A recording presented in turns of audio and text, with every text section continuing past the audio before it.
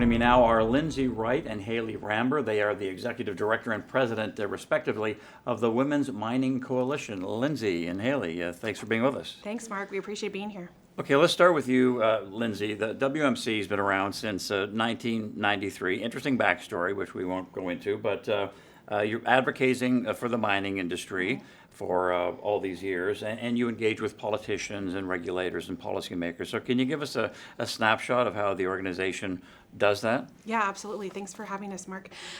So we meet with legislators and at both the federal and state level throughout the year. Mostly we are remote because we are a national organization, and so we do a lot of things virtually. Post-COVID world really works out great for us.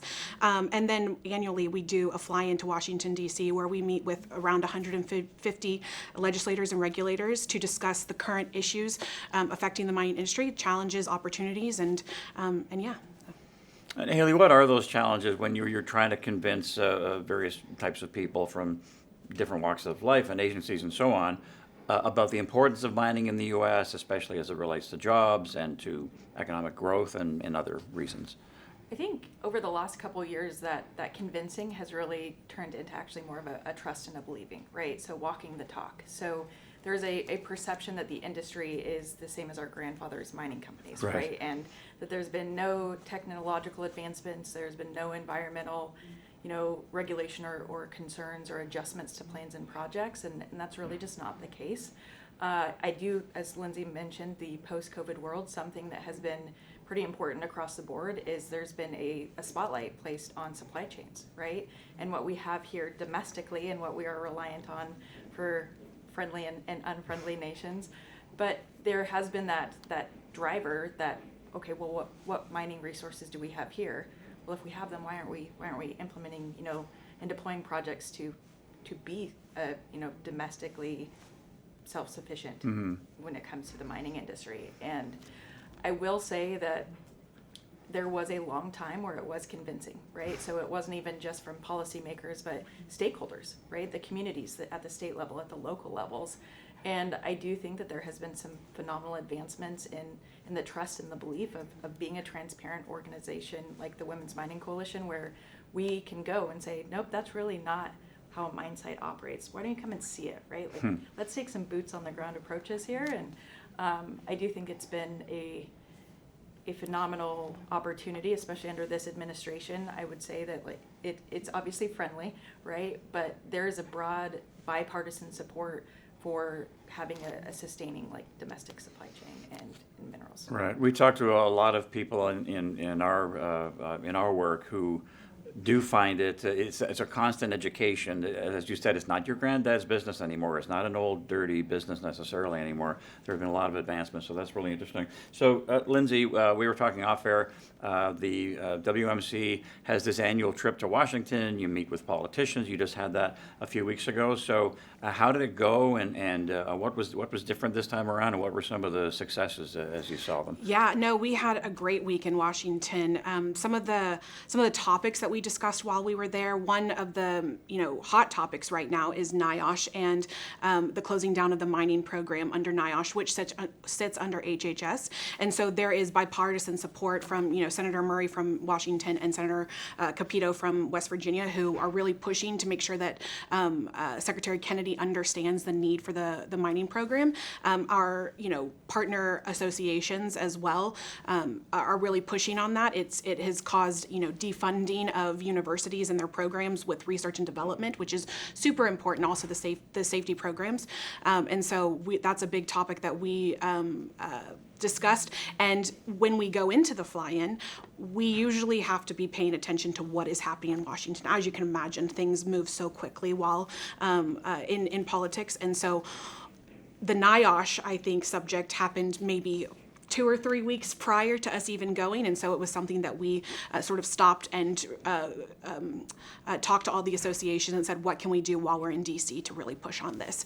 Some other topics that we discussed were the need for exploration. While Hayley mentioned supply chains. Supply chains are really important, and everyone recognizes that, but they usually only recognize the processing or the development piece. The riskiest part of mining is exploration, and so being able to tap into making sure that we are focused on that is really important. And so we wanted to make sure that politicians and legislators and regulators were all aware of that. And I think there is I don't know that they really understand that. I think that they think that we have everything found and we know where everything exists, and that's just not the case. And so reminding them that, when we bring exploration geologists with us to DC, they're sitting in a politician's office who has only worked in politics, never in the field like them, and so it's really eye-opening for them, which is really great because that's what we're there to do, is really educate them on what we do on a day-to-day basis and how they can help affect change to help the mining industry. Lastly, and I'd like to get you both to answer this, and you've sort of touched on it as well, there is bipartisan support for critical minerals in the United States, a lot of tailwinds right now. Can you give us some examples or some of the breakthroughs that you're seeing in terms of sentiment shifting? Hayley, you want to start? Yeah, I can start. So I think depending on who you speak to, I think there is going to be a varying answer of the critical mineral demand and focus, right? So unifying of lists, I think, is going to be a pretty substantive involvement that is going to be hitting pretty near term on what is a critical mineral, right? Are you talking to the Department of Defense? Are you talking to DOE? Is it the USGS list? But when it comes to some of these developments, it really drives a sound industry, right, in the right direction, because there's a lot of projects out there that maybe aren't on the